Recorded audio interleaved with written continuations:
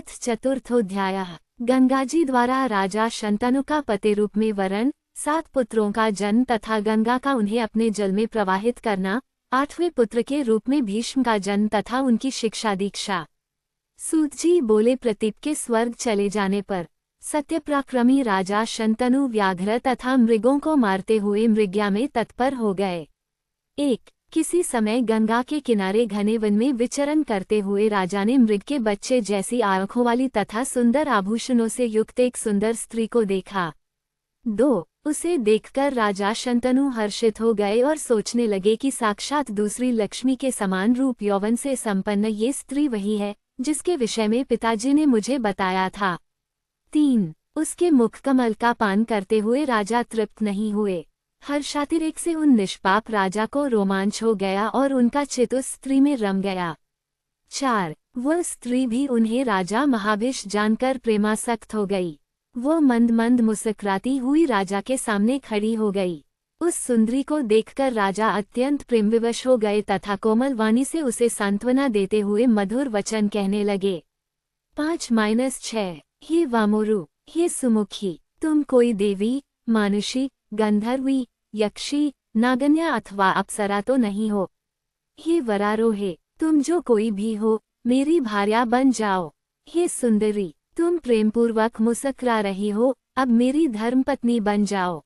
7-8 सूत जी बोले, राजा शंतनु तो निश्चित रूप से नहीं जान सके कि ये वे ही गंगा हैं, किंतु गंगा ने उन्हें पहचान लिया कि ये शंतनु के रूप में उत्पन्न वही राजा महाभिष हैं। पूर्वकालीन प्रेमवश राजा शंतनु के उस वचन को सुनकर उस स्त्री ने मंद मुस्कान करके यह वचन कहा। 9-10 स्त्री बोली, हे नृपश्रेष्ठ, मैं ये जानती हूँ कि आप महाराज प्रतीप के योग्य पुत्र हैं, अतः भला कौन ऐसी स्त्री होगी जो संयोगवश अपने अनुरूप पुरुष को पाकर भी उसे पति रूप में स्वीकार न करेगी। 11 हे नृपश्रेष्ठ, वचनबद्ध करके ही मैं आपको अपना पति स्वीकार करूंगी। हे राजन, हे नृपोत्तम, अब आप मेरी शर्त सुनिए जिससे मैं आपका वरण कर सकूं। 12 हे राजन, मैं भला बुरा जो भी कार्य करूं, आप मुझे मना नहीं करेंगे तथा न कोई अप्रिय बात ही कहेंगे। जिस समय आप मेरा यह वचन नहीं मानेंगे, उसी समय ही मान्य नृपश्रेष्ठ, मैं आपको त्याग कर जहाँ चाहूंगी उस जगह चली जाऊंगी। 13-14 उस समय प्रार्थना पूर्वक वसुओं के जन्म ग्रहण करने का स्मरण करके तथा महाभिषेक के पूर्वकालीन प्रेम को अपने मन में सोच करके गंगाजी ने राजा शंतनु के तथास्तु कहने पर उन्हें अपना पति बनाना स्वीकार कर लिया। इस प्रकार मानवी रूप धारण करने वाली रूपवती तथा सुंदर वर्ण वाली गंगा महाराज शंतनु की पत्नी बनकर राजभवन में पहुंच गईं। राजा शंतनु उन्हें पाकर सुंदर उपवन में विहार करने लगे। 15-17 भावों को जानने वाली वे सुंदरी गंगा भी राजा शंतनु के साथ विहार करने लगी। उनके साथ महाराज शंतनु को क्रीड़ा करते अनेक वर्ष बीत गए, पर उन्हें समय बीतने का बोध ही न हुआ। वे उन मृगलोचना के साथ उसी प्रकार विहार करते थे जिस प्रकार इंद्राणी के साथ इंद्र, सर्वगुण संपन्ना गंगा तथा चतुर शंतनु भी दिव्य भवन में लक्ष्मी तथा नारायण की भांति विहार करने लगे। 18-193 इस प्रकार कुछ समय बीतने पर गंगाजी ने महाराज शंतनु से गर्भ धारण किया और यथासमय उन सुनैनी ने एक वसु को पुत्र रूप में जन्म दिया। उन्होंने उस बालक को उत्पन्न होते ही तत्काल जल में फेंक दिया। इस प्रकार दूसरे, तीसरे, चौथे, 5वें, 6ठे तथा 7वें पुत्र के मारे जाने पर राजा शंतनु को बड़ी चिंता हुई। 20-22 उन्होंने सोचा, अब मैं क्या करूं? मेरा वंश इस पृथ्वी पर सुस्थिर कैसे होगा? इस पापिनी ने मेरे 7 पुत्र मार डाले। यदि इसे रोकता हूं तो यह मुझे त्याग कर चली जाएगी। मेरा अभिलषित 8वां गर्भ भी इसे प्राप्त हो गया है। यदि अब भी मैं इसे रोकता नहीं हूं तो यह इसे भी जल में फेंक देगी। ये भी मुझे महान संदेह है कि भविष्य में कोई और संतति होगी अथवा नहीं। यदि उत्पन्न हो भी तो पता नहीं कि ये दुष्टा उसकी रक्षा करेगी अथवा नहीं। इस संशय की स्थिति में मैं अब क्या करूं? 23-26 वंश की रक्षा के लिए मुझे कोई दूसरा यत्न करना ही होगा।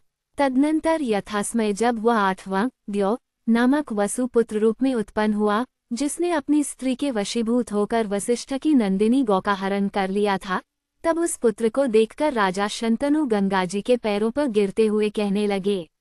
27-28 हे तन्वंगी, मैं तुम्हारा दास हूँ। हे शुचिस्मिते, मैं प्रार्थना करता हूँ, मैं इस पुत्र को पालना चाहता हूँ, अतः इसे जीवित ही मुझे दे दो। 29 हे करभोरु, तुमने मेरे 7 सुंदर पुत्रों को मार डाला, किंतु इस 8वें पुत्र की रक्षा करो। हे सुश्रोणी, मैं तुम्हारे पैरों पर पड़ता हूँ। 30 हे परम रूपवती, इसके बदले तुम मुझसे जो मांगोगी, मैं वह दुर्लभ वस्तु भी तुम्हें दूंगा। अब तुम मेरे वंश की रक्षा करो। 31 वेदविद विद्वानों ने कहा है कि पुत्रहीन मनुष्य की स्वर्ग में भी गति नहीं होती। इसी कारण हे सुंदरी, अब मैं इस 8वें पुत्र के लिए याचना करता हूँ। 32 राजा शंतनु के ऐसा कहने पर भी जब गंगा उस पुत्र को लेकर जाने को उद्यत हुई, तब उन्होंने अत्यंत कुपित एवं दुखित होकर उनसे कहा, हे पापिनी, अब मैं क्या करूं? क्या तुम नरक से भी नहीं डरती? तुम कौन हो? लगता है कि तुम पापियों की पुत्री हो, तभी तो तुम सदा पापकर्म में लगी रहती हो। अब तुम जहाँ चाहो वहाँ जाओ या रहो, किंतु ये पुत्र यहीं रहेगा। हे पापिनी, अपने वंश का अंत करने वाली ऐसी तुम्हें रखकर भी मैं क्या करूँगा? राजा के ऐसा कहने पर उस नवजात शिशु को लेकर जाती हुई गंगा ने क्रोधपूर्वक उनसे कहा, पुत्र की कामना वाली मैं भी इस पुत्र को वन में ले जाकर पालूंगी। शर्त के अनुसार अब मैं चली जाऊंगी, क्योंकि आपने अपना वचन तोड़ा है। हे राजन, मुझे आप गंगा जानिए, देवताओं का कार्य संपन्न करने के लिए ही मैं यहाँ आई थी। महात्मा वशिष्ठ ने प्राचीन काल में 8 वसुओं को शाप दिया था कि तुम सब मनुष्ययोनि में जाकर जन्म लो। तब चिंता से व्याकुल होकर 8 वसु मुझे वहां स्थित देखकर कहने लगे, हे अंघे, आप हमारी माता बने। अतः हे नृपश्रेष्ठ, उन्हें वरदान देकर मैं आपकी पत्नी बन गई। आप ऐसा समझ लीजिए कि देवताओं का कार्य सिद्ध करने के लिए ही मेरा जन्म हुआ है। 36-40 वे 7 वसु तो आपके पुत्र बनकर ऋषि के शाप से विमुक्त हो गए। यह 8वां वसु कुछ समय तक आपके पुत्र रूप में विद्यमान रहेगा। अतः हे महाराज शंतनु, मुझ गंगा के द्वारा दिए हुए पुत्र को आप स्वीकार कीजिए। इसे 8वां वसु जानते हुए आप पुत्र सुख का भोग करें, क्योंकि हे महाभाग, ये गांगेय बड़ा ही बलवान होगा। अब इसे मैं वहीं ले जा रही हूँ जहाँ मैंने आपका पति रूप से वरण किया था। 41-43 हे राजन, इसे पालकर इसके युवा होने पर मैं पुनः आपको दे दूंगी, क्योंकि मात्रहीन बालक न जी पाता है और न सुखी रहता है। 44 ऐसा कहकर उस बालक को लेकर गंगा वहीं अंतर्धान हो गईं। राजा भी अत्यंत दुखित होकर अपने राजभवन में रहने लगे। 45 महाराज शंतनु स्त्री तथा पुत्र के वियोगजन्य महान कष्ट का सदा अनुभव करते हुए भी किसी प्रकार राज्य कार्य संभालने लगे। 46 कुछ समय बीतने पर महाराज आखेट के लिए वन में गए। वहां अनेक प्रकार के मृगगणों, भैंसों तथा सूकरों को अपने बाणों से मारते हुए वे गंगाजी के तट पर जा पहुँचे। उस नदी में बहुत थोड़ा जल देखकर वे राजा शंतनु बड़े आश्चर्य में पड़ गए। 47-48 उन्होंने वहां नदी के किनारे खेलते हुए एक बालक को महान धनुष को खींचकर बहुत से बाणों को छोड़ते हुए देखा। उसे देखकर राजा शंतनु बड़े विस्मित हुए और कुछ भी नहीं जान पाए। उन्हें ये भी स्मरण न हो पाया कि यह मेरा पुत्र है या नहीं। 49-50 उस बालक के अतिमानवीय कृत्य, बाण चलाने के हस्तलाघव, असाधारण विद्या और कामदेव के समान सुंदर रूप को देखकर अत्यंत विस्मित राजा ने उससे पूछा, हे निर्दोष बालक, तुम किसके पुत्र हो? किंतु उस वीर बालक ने कोई उत्तर नहीं दिया और वह बाण चलाता हुआ अंतर्धान हो गया। तब राजा शंतनु चिंतित होकर यह सोचने लगे कि कहीं यह मेरा ही पुत्र तो नहीं है। अब मैं क्या करूं और कहां जाऊं? 51-53 जब उन्होंने वहीं खड़े होकर समाहित चित्त से गंगाजी की स्तुति की, तब गंगाजी ने प्रसन्न होकर पहले के ही समान एक रूपवती स्त्री के रूप में उन्हें दर्शन दिया। 54 सर्वांग सुंदरी गंगाजी को देखकर राजा शंतनु बोले, हे गंगे, यह बालक कौन था और कहाँ चला गया? आप उसे मुझको दिखा दीजिए। 55 गंगाजी बोली, हे राजेंद्र, यह आपका ही पुत्र 8वां वसु है, जिसे मैंने पाला है। इस महत्पस्वी गांगेय को मैं आपको सौंपती हूँ। 56। हे सुव्रत, यह बालक आपके इस कुल की कीर्ति को बढ़ाने वाला होगा। इसे सभी वेदशास्त्र एवं शाश्वत धनुर्वेद की शिक्षा दी गई है। 57। आपका ये पुत्र वशिष्ठ जी के दिव्य आश्रम में रहा है और सब विद्याओं में पारंगत, कार्यकुशल एवं सदाचारी है। 58। जिस विद्या को जमदग्नि पुत्र परशुराम जानते हैं, उसे आपका ये पुत्र जानता है। हे राजेंद्र, हे नराधिप, आप इसे ग्रहण कीजिए, जाइए और सुखपूर्वक रहिए। 59। ऐसा कहकर तथा वह पुत्र राजा को देकर गंगाजी अंतर्धान हो गईं। उसे पाकर राजा शंतनु बहुत आनंदित और सुखी हुए। 60। राजा शंतनु पुत्र का आलिंगन करके तथा उसका मस्तक सूंदकर और उसे अपने रथ पर बैठाकर अपने नगर की ओर चल पड़े। 61। राजा ने हस्तिनापुर जाकर महान उत्सव किया और दैवज्ञ को बुलाकर शुभ मुहूर्त पूछा। 62। राजा शंतनु ने सब प्रजाजनों तथा सभी श्रेष्ठ मंत्रियों को बुलाकर गंगापुत्र को युवराज पद पर बैठा दिया। 63। उस सर्वगुण संपन्न पुत्र को युवराज बनाकर वे धर्मात्मा शंतनु सुखपूर्वक रहने लगे। अब उन्हें गंगा जी की भी सुधि नहीं रही। 64। सूत जी बोले, इस प्रकार मैंने आप सबको वसुओं के शाप का कारण, गंगा के प्राकट्य तथा भीष्म की उत्पत्ति का वृतांत कह दिया। 65। जो मनुष्य गंगावतरण तथा वसुओं के उद्भव की इस पवित्र कथा को सुनता है, वह सब प्रकार के पापों से मुक्त हो जाता है, इसमें संदेह नहीं है। 66। हे मुनिश्रेष्ठ हो, मैंने ये पवित्र, पुण्यदायक तथा वेद सम्मत पौराणिक आख्यान जैसा व्यास जी के मुखारविंद से सुना था, वैसा आप लोगों से कह दिया। 67। द्व्यपन व्यास जी के मुख से निःसृत ये श्रीमद्देवी भागवत महापुराण बड़ा ही पवित्र, अनेकानेक कथाओं से परिपूर्ण तथा सर्ग प्रतिसर्ग आदि 5 पुराण लक्षणों से युक्त है। 68। हे मुनिश्रेष्ठ हो, सुनने वालों के समस्त पापों का नाश करने वाले, कल्याणकारी, सुखदायक तथा पुण्यप्रद इस इतिहास का मैंने आप लोगों से वर्णन कर दिया। 69। इति श्रीमद्देवी भागवते महापुराणेष्टादशसहस्रया संहिताया द्वितीय स्कंधे देवव्रतोत्पत्ति वर्णन नाम चतुर्थोऽध्यायः। 4। अथ पंचमोऽध्यायः। मत्स्यगंधा। सत्यवती को देखकर राजा शंतनु का मोहित होना, भीष्म द्वारा आजीवन ब्रह्मचर्य व्रत धारण करने की प्रतिज्ञा करना और शंतनु का सत्यवती से विवाह। ऋषिगण बोले, ही लोमहर शंतने सूत जी, आपने शापवश अष्टवसुओं के जन्म तथा गंगाजी की उत्पत्ति का वर्णन किया। हे धर्मज्ञ, व्यास जी की सत्यवती नाम की साध्वी माता जो पवित्र गंध वाली थी, वे राजा शंतनु को पत्नी रूप से कैसे प्राप्त हुई, ये हमें विस्तार के साथ बताइए। महान धर्मनिष्ठ राजा शंतनु ने निषाद पुत्री के साथ विवाह क्यों किया? हे सुव्रत, ये बताकर आप हमारे संदेह का निवारण कीजिए। 1-3। सूत जी बोले, राजर्षि शंतनु सदा आखेट करने में तत्पर रहते थे। वे वन में जाकर मृग, महिष तथा रुरुमृगों का वध किया करते थे।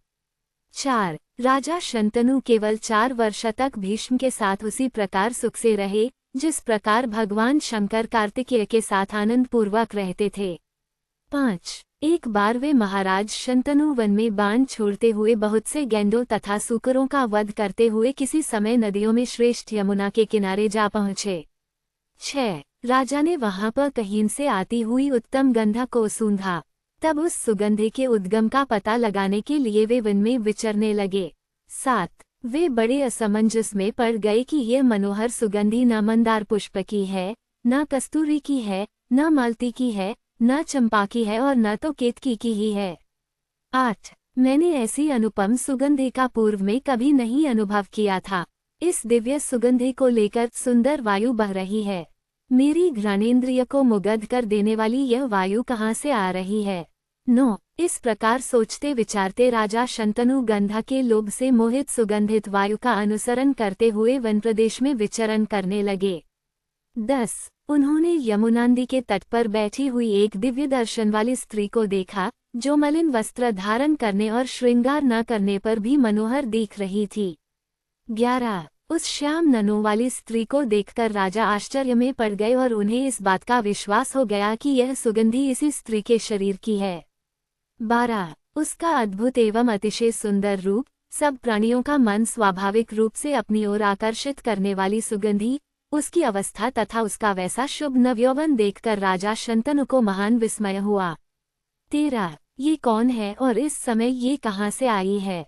यह कोई देवांगना है या मानवी स्त्री? यह कोई गंधर्व कन्या अथवा नागन्या है?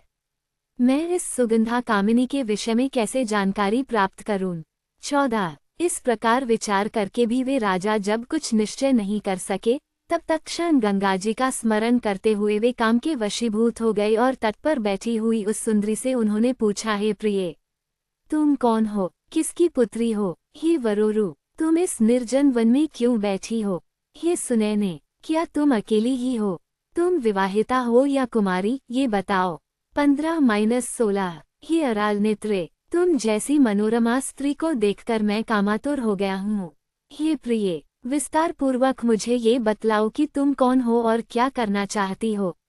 17 महाराज शंतनु के वचन सुनकर वह सुंदर दांतों वाली तथा कमल के समान ननों वाली स्त्री मुस्कुराकर बोली, हे राजन, आप मुझे निषाद कन्या और अपने पिता की आज्ञा में रहने वाली कन्या समझें। 18 हे नृपेंद्र, मैं अपने धर्म का अनुसरण करती हुई जल में यह नौक चलाती हूँ। हे अर्थप्ते, पिताजी अभी ही घर गए हैं, आपके सम्मुख यह बातें मैंने सत्य कही हैं। 19 ये कहकर वह निषाद कन्या मौन हो गई। तब काम से पीड़ित महाराज शंतनु ने उससे कहा, मुझ कुरुवंशी वीर को तुम अपना पति बना लो, जिससे तुम्हारा यौवन व्यर्थ न जाए। 20 मेरी कोई दूसरी पत्नी नहीं है, अतः हे मृगनयनी, तुम मेरी धर्मपत्नी बन जाओ। हे प्रिये, मैं सर्वदा के लिए तुम्हारा वशवर्ती दास बन जाऊंगा। मुझे कामदेव पीड़ित कर रहा है। 21 मेरी प्रियतमा मुझे छोड़कर चली गई है, तब से मैंने अपना दूसरा विवाह नहीं किया। हे कांते, मैं इस समय विधुर हूँ। तुम जैसी सर्वांग सुंदरी को देखकर मेरा मन अपने वश में नहीं रह गया है। 22 राजा की अमृतरस के समान मधुर तथा मनोहारी बात सुनकर वह दाशकन्या सुगंधा सात्विक भाव से युक्त होकर धैर्य धारण करके राजा से बोली, हे राजन, आपने मुझसे जो कुछ कहा वो यथार्थ है, किंतु आप अच्छी तरह जान लीजिए कि मैं स्वतंत्र नहीं हूँ। मेरे पिताजी ही मुझे दे सकते हैं, अतएव आप उन्हीं से मेरे लिए याचना कीजिए। 23-24 मैं एक निषाद की कन्या होती हुई भी स्वेच्छाचारिणी नहीं हूँ। मैं सदा पिता के वश में रहती हुई सब काम करती हूँ। यदि मेरे पिताजी मुझे आपको देना स्वीकार कर ले, तब आप मेरा पाणी ग्रहण कर लीजिए और मैं सदा के लिए आपके अधीन हो जाऊंगी। 25 हे राजन, परस्पर आसक्त होने पर भी कुल की मर्यादा तथा परंपरा के अनुसार धैर्य धारण करना चाहिए। 26 सूत जी बोले, उस सुगंधा की यह बात सुनकर कामातुर राजा उसे मांगने के लिए निषादराज के घर गए। 27 इस प्रकार महाराज शंतनु को अपने घर आया देखकर निषादराज को बड़ा आश्चर्य हुआ और उन्हें प्रणाम करके हाथ जोड़कर वह बोला। 28 निषाद ने कहा, हे राजन, मैं आपका दास हूँ, आपके आगमन से मैं कृतकृत्य हो गया। हे महाराज, आप जिस कार्य के लिए आए हों, मुझे आज्ञा दीजिए। 29 राजा बोले, हे अंग, यदि आप अपनी यह कन्या मुझे प्रदान कर दे तो मैं इसे अपनी धर्मपत्नी बना लूंगा, यह मैं सत्य कह रहा हूँ। 30 निषाद ने कहा, हे महाराज, यदि आप मेरे इस कन्यारत्न के लिए प्रार्थना कर रहे हैं तो मैं अवश्य दूंगा, क्योंकि देने योग्य वस्तु तो कभी अदेय नहीं होती है, किंतु हे महाराज, आपके बाद इस कन्या का पुत्र ही राजा के रूप में अभिषिक्त होना चाहिए, आपका दूसरा पुत्र नहीं। 31-32 सूत जी बोले, निषाद की बात सुनकर राजा शंतनु चिंतित हो उठे। उस समय मन में भीष्म का स्मरण करके राजा कुछ भी उत्तर न दे सके। 33 तब कामातुर तथा चिंतित राजा राजमहल में चले गए।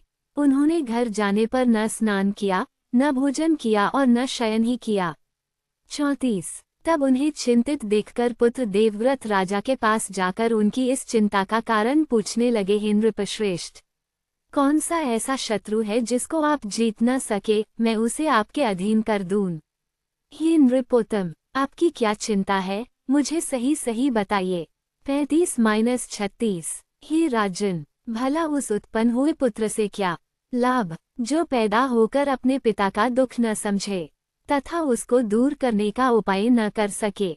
ऐसा कुपुत्र तो पूर्वजन्म के किसी ऋण को वापस लेने के लिए यहाँ आता है, इसमें किसी प्रकार का संदेह नहीं है। 37 दशरथ के पुत्र रामचंद्र जी भी पिता की आज्ञा से राज्य त्याग कर लक्ष्मण और सीता के साथ वन में चले गए तथा चित्रकूट पर्वत पर निवास करने लगे।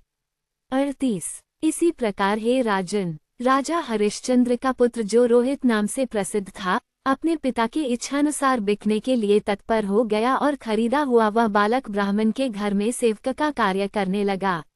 39 अजीगर्त ब्राह्मण का एक श्रेष्ठ पुत्र था जो शुनशेप नाम से प्रसिद्ध था। खरीद लिए जाने पर वह पिता के द्वारा यूप में बांध दिया गया, जिसे बाद में विश्वामित्र ने छुड़ाया था। 40 पूर्व काल में पिता की आज्ञा से ही परशुराम ने अपनी माता का सिर काट दिया था, ऐसा लोक में प्रसिद्ध है।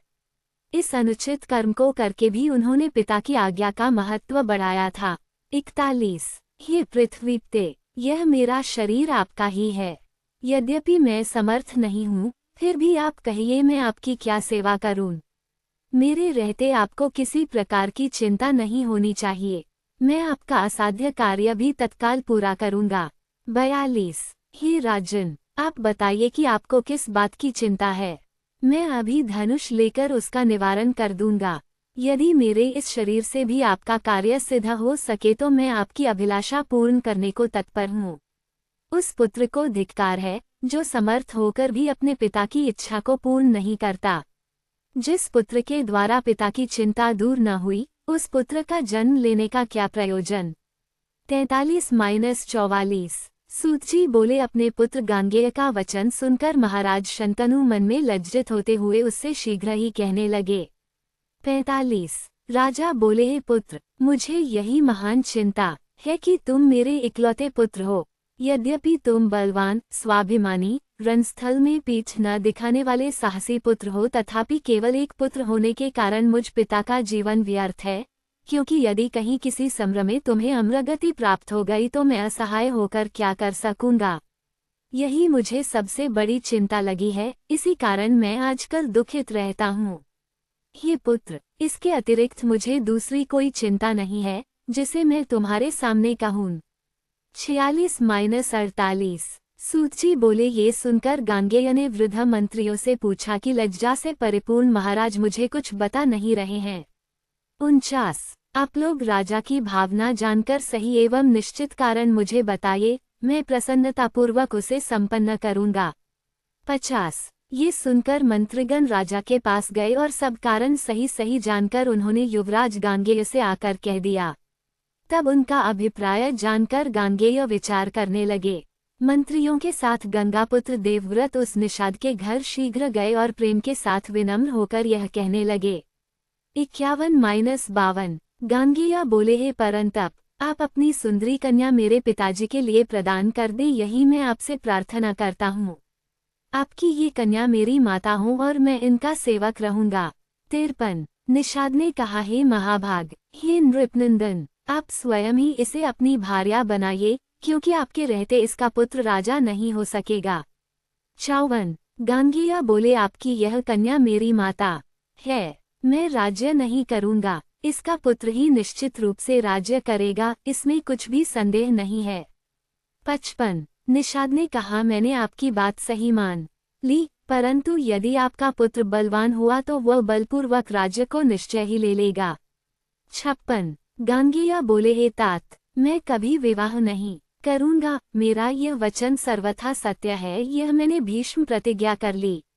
57 सूत जी बोले, गांगेय द्वारा की गई ऐसी प्रतिज्ञा सुनकर निषाद ने उन राजा शंतनु को अपनी सर्वांग सुंदरी कन्या सत्यवती सौंप दी। 58 इस प्रकार राजा शंतनु ने प्रिया सत्यवती से विवाह कर लिया। वे नृप श्रेष्ठ शंतनु पूर्व में सत्यवती से व्यास जी का जन्म नहीं जानते थे।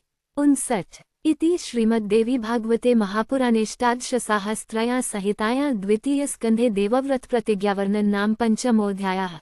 5 अथ षष्ठोऽध्यायः। दुर्वासा का कुंती को अमोघ कामद मंत्र देना। मंत्र के प्रभाव से कन्यावस्था में ही कर्ण का जन्म, कुंती का राजा पांडु से विवाह, शाप के कारण पांडु का संतानोत्पादन में असमर्थ होना, मंत्र प्रयोग से कुंती और माद्री का पुत्रवती होना, पांडु की मृत्यु और 5 पुत्रों को लेकर कुंती का हस्तिनापुर आना। सूत जी बोले, इस प्रकार उन शंतनु ने सत्यवती से विवाह कर लिया। उसको चित्रांगद और विचित्रवीर्य नामक 2 पुत्र उत्पन्न हुए और कालवश वे दोनों मृत्यु को भी प्राप्त हो गए। 1 पुनः व्यास जी के तेज से धृतराष्ट्र उत्पन्न हुए, जो जन्म से ही अंधे थे, क्योंकि मुनि को देखकर उस स्त्री ने अपने नेत्र बंद कर लिए थे। 2 तत्पश्चात छोटी रानी व्यास जी को देखकर पीली पड़ गई, जिससे व्यास जी के कोप के कारण उससे पीतवर्ण पांडु का जन्म हुआ, इसमें संदेह नहीं है। 3 निपुण दासी ने व्यास जी को संतुष्ट किया, जिसके परिणामस्वरूप धर्म के अंश, सत्यवादी तथा पवित्र विचार वाले विदुर उत्पन्न हुए। 4 बड़े होने पर भी अंधे होने के कारण धृतराष्ट्र को राज्य नहीं दिया गया और छोटे होते हुए भी पांडु को ही मंत्रियों ने राजसिंहासन पर अभिषिक्त किया। भीष्म की सम्मति से ही महाबली पांडु को राज्य प्राप्त हुआ तथा प्रतिभा संपन्न विदुर जी मंत्रणा कार्य में नियुक्त किए गए। 5-6 धृतराष्ट्र की 2 स्त्रियां थीं। उनमें पहली सुबल पुत्री गांधारी कही गई है और दूसरी एक वैश्य पुत्री थी, जो गृह कार्यों में प्रतिष्ठित की गई थी। 7 वेदवादी विद्वानों ने पांडु की भी 2 पत्नियां बताई हैं। एक शूरसेन की पुत्री कुंती और दूसरी मद्रदेश की राजकुमारी माद्री। 8 गांधारी ने परम सुंदर 100 पुत्र उत्पन्न किए एवं वैश्यारानी ने योयुत्सु नाम का एक कांतिमान और प्रिय पुत्र उत्पन्न किया। 9 कुंती ने कुमारी अवस्था में ही अपने पिता के घर रहते हुए सूर्य से कर्ण नामक एक सुंदर पुत्र उत्पन्न किया था। तदनंतर कुंती का विवाह पांडु से हुआ। 10 ऋषिगण बोले हैं, मुनिवा सूत जी, आप ये कैसी आश्चर्यजनक बात बता रहे हैं। पहले पुत्र उत्पन्न हुआ और बाद में पांडु के साथ कुंती का विवाह हुआ। 11 सूर्य के द्वारा कन्या कुंती से कर्ण की उत्पत्ति कैसे हुई? वो कुंती पुनः कन्या कैसे रह गई, जो पांडु के साथ उसका विवाह हो गया? यह आप विस्तार पूर्वक बताइए। 12 सूत जी बोले, हे द्विजगण, शूरसेन की वह पुत्री कुंती जब शिशु थी, तभी राजा कुंतीभोज ने उस सुंदर कन्या को मांग लिया था। उन्होंने उस चारुहासिनी कन्या को अपनी पुत्री बनाकर रखा और उसे अग्निहोत्र के काम में नियुक्त कर दिया। 13-14 एक बार महर्षि दुर्वासा वहां आ पहुंचे और चातुर्मास्य के लिए वहीं रहने लगे।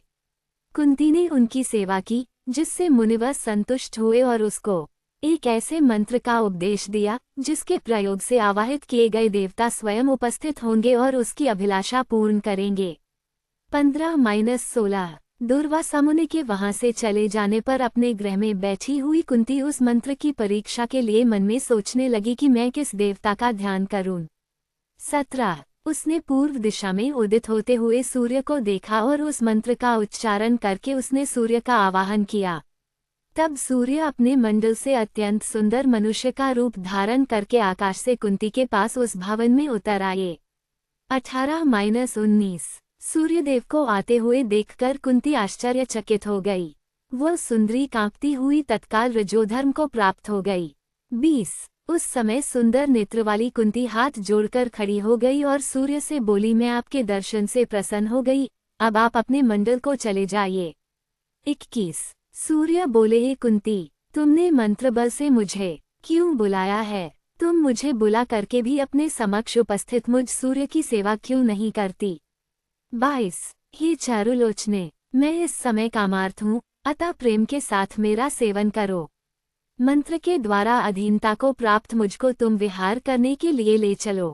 23 कुंती बोली, हे धर्मज्ञ, मैं अभी कन्या हूँ। हे सर्वसाक्षिण, मैं आपको प्रणाम करती हूँ। हे सुव्रत, आप मेरे प्रति अनुचित बातें न कहें, क्योंकि मैं कुलीन कन्या हूँ। 24 सूर्य बोले, यदि मैं इस समय व्यर्थ लौट जाता हूँ तो मेरे लिए बड़ी लज्जा की बात होगी और मैं सभी देवताओं में निंदा का पात्र बनूंगा, इसमें संशय नहीं है। 25 हे कुंती, यदि तुम मेरे साथ रमन नहीं करोगी तो मैं तुम्हें तथा उस मुनि को शाप दे दूंगा जिसने तुम्हें वह मंत्र बताया है।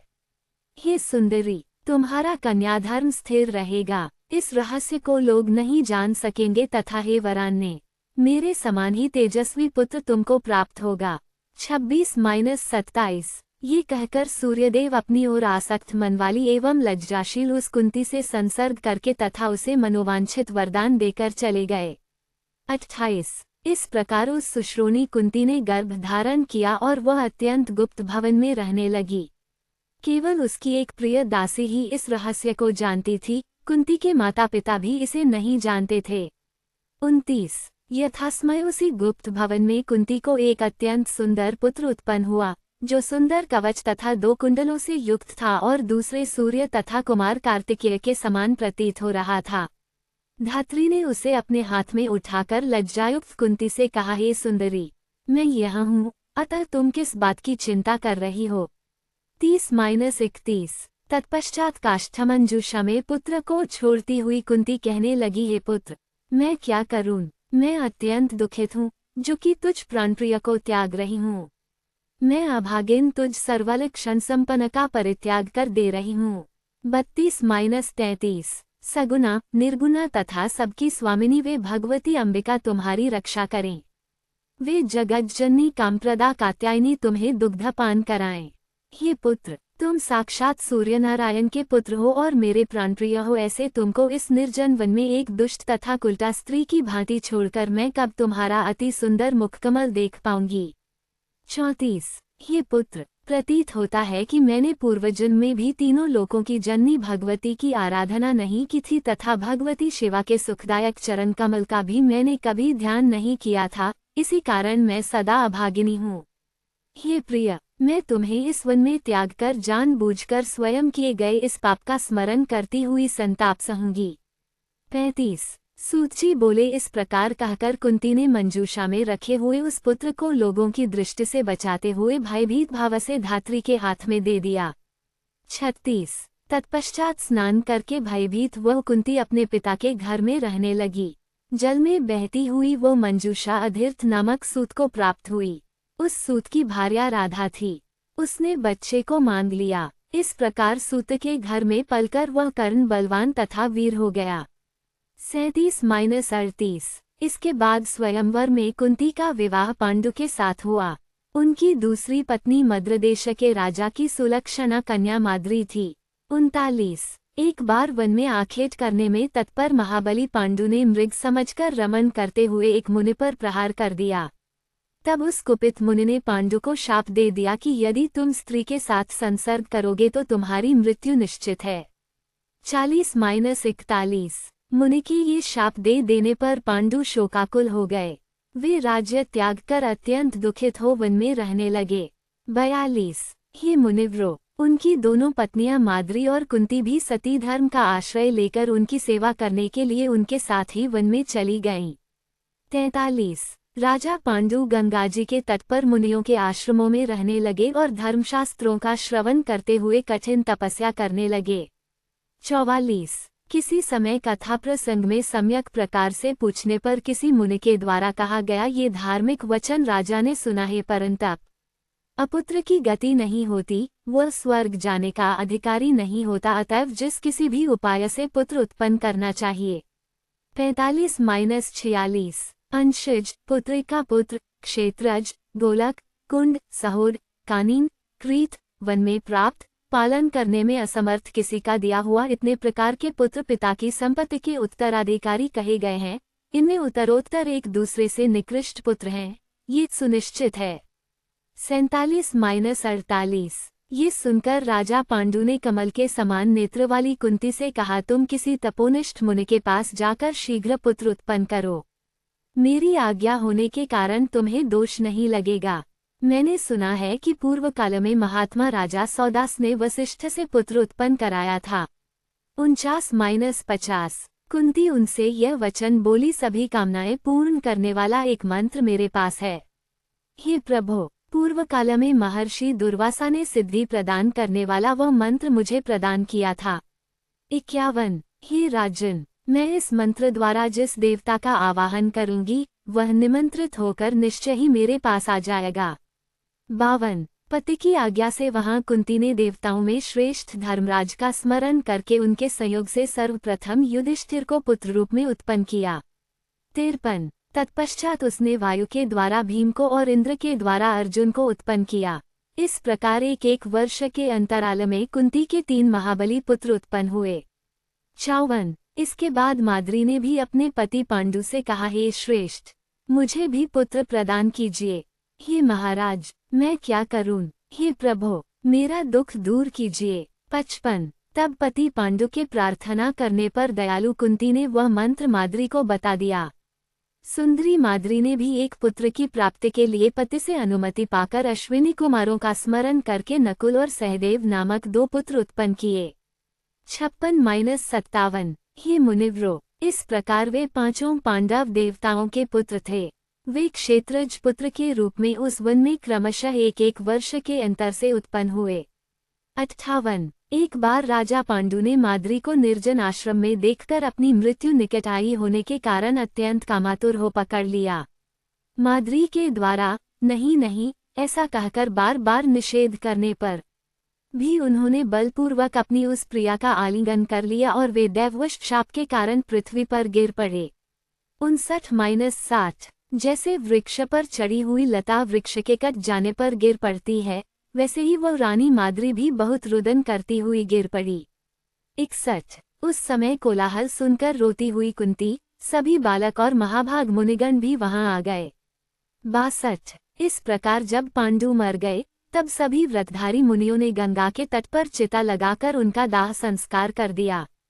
तत्पश्चात अपने दोनों पुत्र कुंती को सौंप करके सती धर्म का पालन करते हुए वह माद्री सत्य की कामना से उनके साथ ही सती हो गई। 63-64। वहां के निवासी मुनिगण जलांजलि आदि देकर 5 पुत्रों सहित कुंती को हस्तिनापुर ले आए। 65। धृतराष्ट्र की नगरी हस्तिनापुर में कुंती के आने का समाचार पाकर भीष्म, विदुर आदि सभी लोग वहां आ पहुंचे। 66। सभी लोगों ने कुंती से पूछा, हे सुमुखी, ये किसके पुत्र हैं? तब कुंती अत्यंत दुखित होकर पांडु की शापजन्य मृत्यु का उल्लेख करके बोली, कुरुवंश में उत्पन्न हुए ये सब बालक देवताओं के पुत्र हैं। उन्हें विश्वास दिलाने के लिए कुंती ने उस समय सभी देवताओं का आह्वान भी किया। तब उन देवताओं ने आकाश में प्रकट होकर कहा, ये 5 निस्संदेह हम लोगों के पुत्र हैं। भीष्म ने देवताओं के वचन का अनुमोदन किया तथा कुंती के 5 पुत्रों का स्वागत किया। 67-69। तत्पश्चात उन पुत्रों तथा वधू कुंती को लेकर भीष्म आदि सभी लोग हस्तिनापुर चले गए और प्रसन्नचित होकर प्रयत्नपूर्वक उनका पालन पोषण करने लगे। इस प्रकार पांडव उत्पन्न हुए और भीष्म ने उनका परिपालन किया। 70-71। इति श्रीमद्देवी भागवते महापुराणेष्टादशसहस्रया संहितायां द्वितीय स्कंधे युधिष्ठिरादीनामुत्पत्तिवर्णन नाम षष्ठोऽध्यायः। 6।